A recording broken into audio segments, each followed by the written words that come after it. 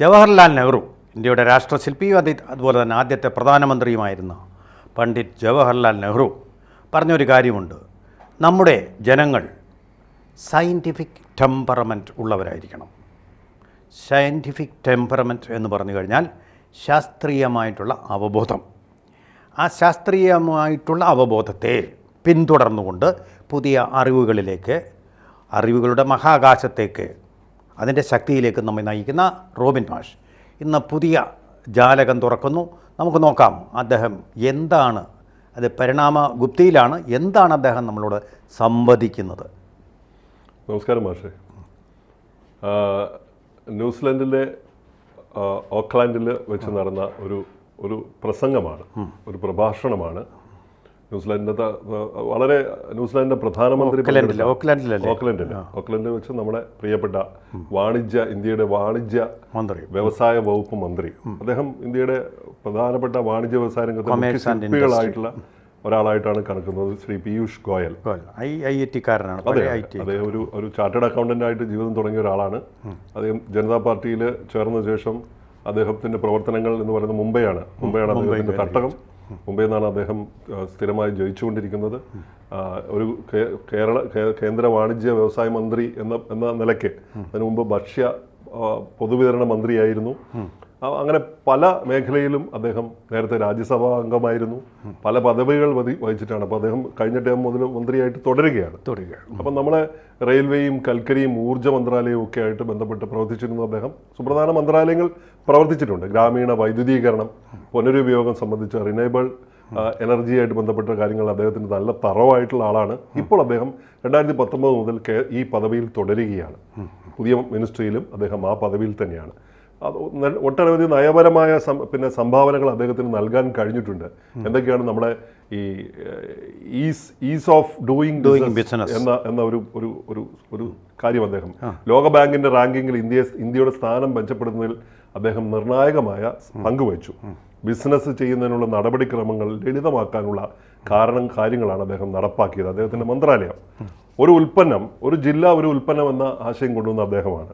പ്രാദേശിക വ്യവസായങ്ങളെ പ്രോത്സാഹിപ്പിക്കാൻ ലക്ഷ്യമിട്ടായിരുന്നു. അതിന്റെ സ്റ്റാളുകൾ നമ്മുടെ എല്ലാ റെയിൽവേ സ്റ്റേഷനിലും ഉണ്ട്. അത് നമ്മളത് പോകുമ്പോഴാണ് നമ്മൾ ഒരു ജില്ല ഒരു ഉൽപ്പന്നം എന്ന ബോർഡ് കാണുന്നതാണ്. നമുക്ക് വ്യാപാര കരാറുകൾ, ദീർഘമായിട്ടുള്ള ഒട്ടനവധി വ്യാപാര കരാറുകൾ ഓസ്ട്രേലിയയും EFTA കരാറുകൾ നിരവധി രാജ്യങ്ങളുമായിട്ട് അദ്ദേഹത്തിന്റെ സമയത്ത് നടത്തി. European Nations. അതെ, വളരെ ഈ US-ഉമായിട്ടുള്ള ഈ താരിഫ് വിഷയങ്ങളുമായി ബന്ധപ്പെട്ടുള്ള സംഘർഷങ്ങൾ നിലനിൽക്കെ അദ്ദേഹത്തിന്റെ നേതൃത്വത്തിലുള്ള സംഘമാണ് അവിടെ എത്തി അത് പരസ്പര ധാരണ കൂടി സംസാരിച്ച് നയപരമായി തന്ത്രപരമായി അതിനെ മയപ്പെടുത്തി കൊണ്ടുപോകാനുള്ള ശ്രമങ്ങളൊക്കെ നടത്തി. ഉദ്യോഗസ്ഥന്മാരെ സമഗ്ര വ്യാപാര കരാറിന്റെ ചർച്ചകൾ നടത്തുന്നു. അതെ, അദ്ദേഹം അത് കൃത്യമായിട്ടുള്ള ഒരു കാര്യമാണ് അദ്ദേഹം ചെയ്തത്. വളരെ ഭംഗിയായിട്ട് അദ്ദേഹം ചെയ്യാൻ അറിയുന്ന ഒരാളാണ്. ഞാൻ അദ്ദേഹത്തിന്റെ ഒരു പ്രസംഗം ഈ കേരളത്തിൽ ഇൻവെസ്റ്റേഴ്സ് മീറ്റ് ഇപ്പൊ കഴിഞ്ഞ ഒരു 3-4 മാസം മുമ്പ് നടന്നിരുന്നല്ലോ കൊച്ചിയിൽ വെച്ചിട്ട്. അവിടെ വെച്ച് ഞാൻ അദ്ദേഹത്തിന്റെ പ്രസംഗം കേൾക്കാനായി പോയി. അദ്ദേഹത്തെ വിഷയാനുള്ള അവസരം കിട്ടി. വളരെ സൗമ്യനായിട്ടുള്ള, വളരെ ശാന്തമായി സംസാരിക്കുന്ന ഒരാളാണ്. ഞാൻ അദ്ദേഹത്തിന്റെ ഈ പ്രസംഗം, അദ്ദേഹം ഓക്ലാൻഡിൽ വെച്ച് നടത്തിയ ഈ പ്രസംഗം വളരെ പവർഫുൾ ആയിട്ടുള്ള, വളരെ ക്രിസ്പായിട്ടുള്ള, പ്രിസൈസ് ആയിട്ടുള്ള വാക്കുകളായിരുന്നു. ആ വാക്കുകളിൽ അദ്ദേഹം 2028 ഇന്ത്യ ലോകത്തിലെ 3ാമത്തെ വലിയ സാമ്പത്തിക ശക്തിയായി മാറുമെന്ന് അസന്നിഗ്ധമായി പ്രഖ്യാപിക്കുകയും 2047 നമ്മുടെ GDP $32 ട്രില്യൺ എത്തുമെന്നും പ്രഖ്യാപിക്കുകയാണ്. അത് പ്രഖ്യാപിക്കുന്നത് ഇന്ത്യയുടെ മണ്ണിൽ നിന്നുകൊണ്ടല്ല, ന്യൂസിലാൻഡിന്റെ മണ്ണിൽ നിന്നുകൊണ്ടാണ്. അവിടുത്തെ പ്രധാനമന്ത്രിയെ സാക്ഷിയാക്കി, ലോകത്തെ സാക്ഷിയാക്കി, ഡെലിഗേറ്റ്സിനെ സാക്ഷിയാക്കിയാണ് അദ്ദേഹം അത് പറഞ്ഞത്. അസന്നിഗ്ധമായിട്ട് അദ്ദേഹം അത് പറഞ്ഞത്, വളരെ കോൺഫിഡൻസോടുകൂടി അദ്ദേഹം സംസാരിച്ചത്. അപ്പം അദ്ദേഹം പറയുന്നത് ദുർബലമായ 5-ൽ നിന്ന് മുൻനിരയിലേക്ക് വരുമെന്നാണ്. ഒരു ദശാബ്ദം മുമ്പ് ദുർബലമായ 5-ലായിരുന്ന രാജ്യമായിരുന്നു ഇന്ത്യ. വീക്കായിട്ടുള്ള 5 രാജ്യങ്ങളിൽ ഒന്നായിരുന്നു ഇന്ത്യ. ഇന്ന് ലോകത്തിലെ മുൻനിര രാജ്യങ്ങളുടെ, ശക്തമായ 5 രാജ്യങ്ങളുടെ നിരയിലേക്ക് ഇന്ത്യ വന്നിരിക്കുന്നു. നമുക്കറിയാം മറ്റു രാജ്യങ്ങൾ ഏതൊക്കെയാണെന്ന് നമുക്കറിയാം. അപ്പം ഇനി ഇന്ത്യയുടെ അടുത്ത ലക്ഷ്യം അദ്ദേഹം പറയുന്നു. പ്രധാനമന്ത്രിയുടെ പ്രഖ്യാപനം ആവർത്തിച്ചുകൊണ്ടാണ് അദ്ദേഹം അത് പറയുന്നത്. 2027 അവസാനത്തോടെയോ 28ന്റെ തുടക്കത്തിലോ ഞങ്ങൾ ലോകത്തിലെ മൂന്നാമത്തെ വലിയ സമ്പദ് വ്യവസ്ഥയായി മാറും. കരഘോഷത്തോടെയാണ് അവിടുത്തെ ആളുകൾ മുഴുവൻ ആ വാക്കുകൾ ശ്രമിച്ചത്. നീണ്ട കരഘോഷങ്ങൾ, ഉടനീളം കരഘോഷം ഉണ്ടായിരുന്നു. 2028 തുടക്കത്തിലോ 27 അവസാനമോ തുടക്കത്തിലോ ഞങ്ങൾ ലോകത്തിലെ മൂന്നാമത്തെ സമ്പദ് വ്യവസ്ഥയായി മാറുന്നു. അതിന് വളരെ കുറച്ച് സമയമുള്ളൂ, 1.5 വർഷം അല്ലെങ്കിൽ മാക്സിമം 2 വർഷം, അത്ര ഇല്ല. അപ്പോൾ GDP വളർച്ചയെക്കുറിച്ച് അദ്ദേഹം പറഞ്ഞത് കഴിഞ്ഞ 30 വർഷത്തെ കണക്കുകൾ പരിശോധിച്ചാൽ ഓരോ 8 വർഷം കൂടുമ്പോഴും ഇന്ത്യയുടെ മൊത്തം ആഭ്യന്തര ഉൽപ്പാദനം GDP ഇരട്ടിയായിട്ട് വർദ്ധിക്കുന്നുണ്ട്. ഇതാണ് അതിൻ്റെ ഒരു രീതി കാണുന്നത്. ഓരോ 8 വർഷം കൂടുമ്പോൾ ഈ വളർച്ചാ നിരക്ക് തുടരുകയാണെങ്കിൽ നമ്മൾ സ്വാതന്ത്ര്യം നേടിയിട്ട് 100 വർഷം തികയുന്ന 2047 പൂർത്തിയാവുമ്പോൾ ഇന്ത്യയുടെ GDP $4 ട്രില്യൺ നിന്ന് ഇപ്പം $4 ട്രില്യനാണ്. അത് $32 ട്രില്യൺ എന്ന ലക്ഷ്യത്തിലേക്ക് എത്തും എന്ന കാര്യം ആത്മവിശ്വാസത്തോടെയാണ് അദ്ദേഹം അത് പറഞ്ഞത്. അപ്പോൾ അദ്ദേഹത്തിൻ്റെ ആ ഒരു പദ്ധതി, അപ്പം മാഷിക്ക് എന്താ തോന്നിയത് കേട്ടപ്പോൾ?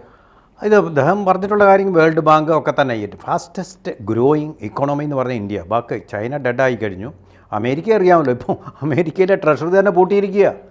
ഏറ്റവും 32 ദിവസമായിട്ട് വിമാനത്താവളങ്ങൾ അടഞ്ഞു കിടക്കുക. രൂക്ഷമാണ്. ഗ്യാസോലിൻ കിട്ടാനില്ല.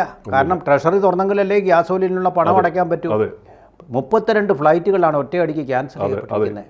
വല്ലാത്ത ദുരിതത്തിലാണ്. പിന്നെ സർക്കാർ ജീവനക്കാരെ താൽക്കാലികമായിട്ട് പിരിച്ചുവിട്ടിരിക്കുക. വല്ലാത്ത പ്രതിസന്ധിയാണ്. അപ്പോൾ അത്തരം പ്രതിസന്ധികളൊന്നും നമുക്ക് ഇന്ത്യക്ക് ഭാരതത്തിന് ഉണ്ടാവുന്നില്ല. രാഹുൽ ഗാന്ധി ചില പ്രതിസന്ധികൾ ഉണ്ടാക്കാൻ സൃഷ്ടിക്കുന്നു, രാഷ്ട്രീയ പ്രതിസന്ധികൾ. അതിനെ മറികടന്ന് തന്നെയാണ് ഇന്ത്യ പോയിക്കൊണ്ടിരിക്കുന്നത്. ഇവിടെ അദ്ദേഹം പറയുന്നത് ഇന്ത്യയുടെ ഡിജിറ്റൽ ശക്തിയെക്കുറിച്ച് അദ്ദേഹം പറയുന്നുണ്ട്. പ്രധാനമായിട്ടുള്ള രാജ്യത്തിന്റെ ഇന്ധനം എന്ന് പറയുന്നത് ജനസംഖ്യാപരമായ ലാഭവിഹിതം, ഡെമോഗ്രാഫിക് ഡിവിഡൻസ്. അത് ഡെമോഗ്രാഫിക് ഡിവിഡൻഡ് എന്ന് പറഞ്ഞാൽ എന്താ? 140 കോടി ജനങ്ങളുടെ ഡിജിറ്റൽ ശക്തി. അത് പറയുമ്പോഴാണ് മാഷെ ഇതുപോലെ തന്നെ കൊച്ചിയിൽ വെച്ച് അദ്ദേഹത്തിനെ കാണാനൊരു അവസരം കിട്ടി. കൊച്ചി നമ്മൾ അന്ന് ഈ ക്യാഷ്ലെസ് ട്രാൻസാക്ഷനിലേക്ക് പോകുന്ന സമയം 2000 രൂപ നോട്ടുകൾ നിരോധിച്ച ആ വേളയിൽ അദ്ദേഹം പകരം ക്യാഷ്ലെസ് കറൻസി, ക്യാഷ്ലെസ് പേയ്മെൻറ്റ് എന്നൊരു കാര്യം പറഞ്ഞപ്പോൾ വാസ്തവത്തിൽ അദ്ദേഹം അവിടെ പ്രഭാഷണം നടത്തി. ഓരോരുത്തരുമായിട്ടും സംസാരിച്ചുകൊണ്ട്, ആ കൊച്ചിയിൽ ഏത് ഹോട്ടലിലാണെന്ന് ഓർക്കുന്നില്ല, അവിടെ ഇത് പിന്നെ ഓരോ സ്റ്റാളുകളുണ്ടായിരുന്നു ഡിജിറ്റൽ പേയ്മെൻറ്റിന് വേണ്ടിയിട്ടുള്ള. നമുക്ക് തന്നെ അപ്പോൾ ആപ്പ് അപ്ലോഡ് ചെയ്തിട്ട് എടുക്കാം, ആ സംവിധാനം. അപ്പം ഞാൻ ഇതെങ്ങനെ വിജയിക്കാനാണ് ഈ പാവപ്പെട്ട ഡിജിറ്റൽ സാക്ഷരത? ഇന്നിപ്പം ഞാൻ കാണുമ്പോൾ ഏത് മുറുക്കാൻ കടയിൽ നോക്കിയാലും എനിക്ക് 5 പൈസ കൊടുക്കേണ്ട ആവശ്യം വരുന്നില്ല. വേണമെങ്കിൽ നമുക്ക് ഡിജിറ്റൽ 10 രൂപയുടെ വരെ ഡിജിറ്റൽ പേയ്മെൻറ്റ് ചെയ്തിട്ട് ചില്ലറ ഇല്ലെങ്കിൽ ഒരു വിഷമവും ഇല്ലാത്ത രീതിയിൽ ബസ്സിനകത്ത്, ട്രെയിനിനുള്ളിൽ എല്ലാം പറ്റുന്ന അങ്ങനെ സഞ്ചരിക്കുന്ന ഒരാളാണ് അദ്ദേഹം. അതെ, അത് സാക്ഷാത്കരിച്ചതോടുകൂടി ഞാൻ അദ്ദേഹത്തെ നമിച്ചു. ഇത് നടക്കാനൊന്നും പോകുന്നില്ല, ഇത് വെറുതെ നന്ദൻ നിഖിലേനിയാണ് ഇതിന്റെ പിന്നിൽ പ്രവർത്തിച്ചത്. അതെ, ഇൻഫോസിസിന്റെ സഹസ്ഥാപനം. അദ്ദേഹം ഓക്ലാൻഡിലെ മണ്ണിൽ വെച്ച് ആ വേദിയിൽ വെച്ചിട്ട് യുവജന ശക്തിയെക്കുറിച്ച് സംസാരിച്ചു. ലോകത്തിലെ ഏറ്റവും പ്രായം കുറഞ്ഞ രാജ്യങ്ങളിൽ ഒന്നാണ് ഇന്ത്യ. ഏറ്റവും പഴയ സംസ്കാരം, ഏറ്റവും പ്രായം കുറഞ്ഞ രാജ്യം എന്ന് പറയുമ്പോൾ രണ്ടും കൂടെ ചേരുന്നില്ലല്ലോ. എന്തിനാണ് ഏറ്റവും പ്രായം കുറഞ്ഞത്? ജനസംഖ്യ. ശരാശരി പ്രായം 28.5 വയസ്സാണ്. അതാണ് ഡെമോഗ്രാഫിക് ഡിവിഡൻഡ് എന്ന് പറയുന്നത്. ഈ യുവജനത മെച്ചപ്പെട്ട ജീവിത നിലവാരത്തിന് ആഗ്രഹിക്കുന്നവരും ഉത്സാഹഭരിതരുമാണ്. അദ്ദേഹം പറയുന്ന ഈ ഡിജിറ്റൽ കണക്ടിവിറ്റി ഉണ്ടല്ലോ, നമുക്കിപ്പോൾ നിലവിലുള്ള ഇന്ത്യയിലുള്ള ഡിജിറ്റൽ കണക്ടിവിറ്റി, ഇന്ന് ഇന്ത്യയിൽ ഇരുന്നു കൊണ്ട് 1 ബില്യൺ ആളുകൾ ഇന്റർനെറ്റ് ഉപയോഗിക്കുന്നുണ്ട്. അവർക്കിപ്പോൾ ഈ ഓക്ലാൻഡിൽ, അപ്പോൾ അദ്ദേഹം നിന്ന് സംസാരിക്കുന്ന ആ മണ്ണിൽ നടക്കുന്ന കാര്യങ്ങളോ ന്യൂയോർക്കിൽ നടക്കുന്ന കാര്യങ്ങളോ അവിടെ ഇരുന്നുകൊണ്ട് കാണാൻ കഴിയും. ഈ പ്രഭാഷണം അവർക്ക് അവിടെ ഇരുന്നുകൊണ്ട് ഇപ്പോൾ കാണാൻ കഴിയും. ഇതാണ് കൃത്യമായിട്ടുള്ള ഡിജിറ്റൽ കണക്ടിവിറ്റി എന്ന് പറയുന്നത്. പവർഫുൾ കണക്ടിവിറ്റിയാണ്. അത് 1 ബില്യൺ 100 കോടി ജനങ്ങൾക്കാണ് ഏറ്റവും മിനിമം അത് കിട്ടുന്നത് എന്ന് പറയുമ്പോൾ അതിൻ്റെ വലിപ്പം എത്രയൊന്നും ആലോചിച്ച് നോക്കൂ. ഇത് വലിയ സ്വപ്നങ്ങളും മോഹങ്ങളും ഒരുമിപ്പിക്കുകയാണ്. വലുത് നേടാൻ അവരെ സഹായിക്കുക കൂടിയാണ് അദ്ദേഹം വ്യക്തമാക്കുന്നു. വിശ്വാസ്യതയുടെ തൂണുകൾ ഉണ്ട് എന്ന് പറയുന്ന അദ്ദേഹം എന്താണ്? കഴിവുള്ള നേതൃത്വവും വിവേചനമില്ലാതെ ഉറപ്പാക്കുന്ന ജനാധിപത്യ വ്യവസ്ഥകളും. അതിന് വിവേചനമൊന്നുമില്ല, അത് എല്ലാവർക്കും തുല്യ നീതിയാണ്. ആ ജനാധിപത്യ വ്യവസ്ഥയും നിയമവാഴ്ചയും 140 കോടി ജനങ്ങൾ സൃഷ്ടിക്കുന്ന ഡിമാൻഡ് ഉണ്ടല്ലോ, ആ ഡിമാൻഡ്, രാജ്യത്തിൻ്റെ വൈവിധ്യം എല്ലാം ഈ വളർച്ചയ്ക്ക് കരുത്തു വരും. 140 ഈ ഡെമോഗ്രാഫിക് ഡിവിഡൻഡ്, അവരുടെ ഡിമാൻഡുണ്ട്, അവരുടെ ആവശ്യങ്ങളുണ്ട്, അവർക്ക് ദൈനംദിന ജീവിതത്തിൽ വേണ്ട കാര്യങ്ങളുണ്ട്. ഇതെല്ലാത്തിനെയും അതിദ്രുതം വളർത്തുന്ന ഒരു എക്കണോമിയായിട്ട് നമ്മൾ വളർന്നുകൊണ്ടിരിക്കുകയാണ്. 5 ഡികളെ കുറിച്ച് അദ്ദേഹം പറയുന്നുണ്ട്. ഡെമോഗ്രഫി, ജനസംഖ്യാശാസ്ത്രം; ഡെമോക്രസി, ജനാധിപത്യം; ഡിസൈസീവ് ലീഡർഷിപ്പ്, അത് തീരുമാനമെടുക്കാനുള്ള നേതൃത്വം, ഡിസിഷൻ മേക്കിംഗ്, ഡിമാൻഡ്, ആവശ്യകത, ഈ 5 തൂണുകളിലേക്ക് അദ്ദേഹം പറയുന്നു. അവസാനത്തെ വികസിത രാജ്യങ്ങളുമായുള്ള ശക്തമായ ബന്ധം, അതാണ് എൻഗേജ്മെന്റ് വിത്ത് അഡ്വാൻസ്ഡ് നേഷൻസ്, ഡിപ്ലോമസി. ഈ 5 ഡികളെ അദ്ദേഹം വിവരിച്ചിട്ടുണ്ട്. ഈ 5 ഡികൾ വിവരിക്കുന്നതോടൊപ്പം തന്നെ അദ്ദേഹം മറ്റൊരു കാര്യം പറഞ്ഞു. FTAയുടെ പ്രളയമാണ്. കാരണം കഴിഞ്ഞ 3-4 വർഷങ്ങൾക്കുള്ളിൽ US-ഉം മൗറീഷ്യസും UAE-യും ഓസ്ട്രേലിയയും തുടങ്ങിയ രാജ്യങ്ങളുമായി സ്വതന്ത്ര വ്യാപാര കരാറുകളിൽ, അതാണ് FTAയുടെ പെരുന്നാൾ എന്ന് പറയുന്നത്. അപ്പോൾ ഫ്രീ ട്രേഡ് അലയൻസസ് വന്നുകൊണ്ടിരിക്കുകയാണ്. സ്വിറ്റ്സർലൻഡ് ഉൾപ്പെടെയുള്ള രാജ്യങ്ങളുമായിട്ട്, UK-യും യൂറോപ്യൻ യൂണിയനും അമേരിക്കയും ഒമാനും പെറുവും ബഹ്റൈനും അടക്കമുള്ള രാജ്യങ്ങളിൽ അത് ചർച്ചകൾ നടന്നുകൊണ്ടിരിക്കുന്നു സജീവമായിട്ട്. അപ്പോൾ അദ്ദേഹത്തിൻ്റെ ആത്മവിശ്വാസം എൻ്റെ മന്ത്രാലയത്തിൻ്റെ പ്രവർത്തന ശേഷി തീർന്നു പോയിരിക്കുന്നോ എന്ന് എനിക്ക് തോന്നുന്നു എന്ന് തമാശയായിട്ട് അദ്ദേഹം പറഞ്ഞു. ഓവർഡൂ ചെയ്തിട്ട് അത്രയും കാര്യങ്ങളൊക്കെ ചെയ്തിട്ട് അതിൻ്റെ മന്ത്രാലയത്തിൻ്റെ ശേഷി വരെ തീരുന്ന രീതിയിൽ അത്രയും വർക്ക് ചെയ്തിരിക്കുന്നു. മാക്സിമം ലെവലിലേക്ക് എത്തി. ആളുകൾ അത് കേട്ട് ഉറക്കച്ചിരിക്കുന്നുണ്ടായിരുന്നു. യൂറോപ്യന്മാർക്കായി ഉദ്ദേശിച്ച കാര്യങ്ങൾ ന്യൂസിലൻഡിന് വേണ്ടി സമ്മതിച്ചു പോകാതിരിക്കാൻ ഞാൻ ശരിക്കും ശ്രദ്ധിക്കണമെന്ന് പറഞ്ഞുകൊണ്ടാണ് അദ്ദേഹം ചിരിച്ചുകൊണ്ട് യൂറോപ്യന്മാർക്കായി ഉദ്ദേശിച്ച കാര്യങ്ങൾ ന്യൂസിലൻഡിന് വേണ്ടി സമ്മതിച്ചു പോകാതിരിക്കാൻ ഞാൻ പ്രത്യേകം ശരിക്കും ശ്രദ്ധിക്കണമെന്ന് തമാശ രൂപേണ പറഞ്ഞുകൊണ്ടാണ് തൻ്റെ മന്ത്രാലയം നടത്തുന്ന അവിശ്വസനീയമായ നയതന്ത്ര ശ്രമങ്ങളെക്കുറിച്ച് ഊന്നി പറഞ്ഞുകൊണ്ടാണ് പ്രൈം മിനിസ്റ്റർ എന്ന് അദ്ദേഹം എടുത്തു പറഞ്ഞുകൊണ്ട് ഇതൊക്കെ കേൾക്കണമെന്ന് പറഞ്ഞുകൊണ്ടാണ് അദ്ദേഹം തൻ്റെ പ്രസംഗം അവസാനിപ്പിച്ചത്.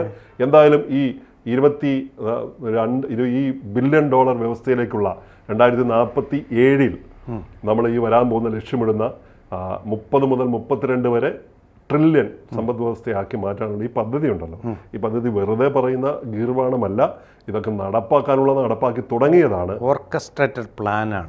നമ്മളിപ്പോൾ ബഹിരാകാശ പദ്ധതിയെക്കുറിച്ച് നമ്മളിന്ന് ചർച്ച ചെയ്തിരുന്നില്ലേ, എത്ര $1 ബില്യൺ ബഹിരാകാശ പദ്ധതിയാണ്. അതുപോലെ തന്നെ സ്പോർട്സിലൂടെ എത്രയോ $1 ബില്യൺ സമ്പാദിക്കാനുള്ള സമഗ്ര പദ്ധതികളുണ്ട്. ഓരോ രംഗവും, കാർഷിക രംഗമായാലും ഓരോ രംഗവും. അങ്ങനെയാണ് നമ്മൾ ഈ $32 ട്രില്യൺ എത്തുന്നത്. എന്തായാലും കൈയടിക്കേണ്ട ഒരു പ്രസംഗമായിരുന്നു. ആ മണ്ണിൽ നിന്നുകൊണ്ട്, ഓക്ലാൻഡിൻ്റെ മണ്ണിൽ നിന്നുകൊണ്ട്, വിദേശ മണ്ണിൽ നിന്നുകൊണ്ട് നമ്മളെ പീയൂഷ് ഗോയൽ ഇത് പറയുമ്പോൾ കൃത്യമായ ലക്ഷ്യബോധമുള്ള ഒരാളുടെ വാക്കുകളായിട്ട് ഇതിനെ കാണേണ്ടിയിരിക്കുന്നു. അതെ, തീർച്ചയായിട്ടും ലക്ഷ്യബോധത്തോടു കൂടി ഇന്ത്യ ഒന്നാമത്തെ സാമ്പത്തിക ശക്തിയായിട്ട് ചുവട് വെച്ച് നടക്കുകയല്ല, മാർച്ച് ചെയ്യുകയാണ്. കാരണം അതിൻ്റെ ചിട്ടയോട് കൂടിയാണ്, കാലിബ്രേറ്റഡ് ആക്ഷൻ പ്ലാനോട് കൂടിയാണ് ഇത് നീങ്ങുന്നത്. അപ്പോൾ മാർച്ച് ചെയ്യുകയാണെന്നുള്ള കാര്യത്തിൽ ഒരു സംശയവും നമുക്ക് തോന്നുന്നില്ല. കാരണം ഇദ്ദേഹം അവകാശവാദങ്ങൾ ഉന്നയിക്കുന്ന ആളല്ല, സത്യമായിട്ട് പറയുന്ന ഒരു സയൻറ്റിസ്റ്റിനെ പോലെ, ചാർട്ടേഡ് അക്കൗണ്ടൻ്റ് ആണല്ലോ, കണക്കായിട്ട് പറയുന്ന ആളാണ്. കൂടുതൽ വാർത്തകളും വിശേഷങ്ങളും നിങ്ങളിലേക്ക് എത്താൻ ABC മലയാളം സബ്സ്ക്രൈബ് ചെയ്യുക, ബെൽ ബട്ടണും അമർത്തുക.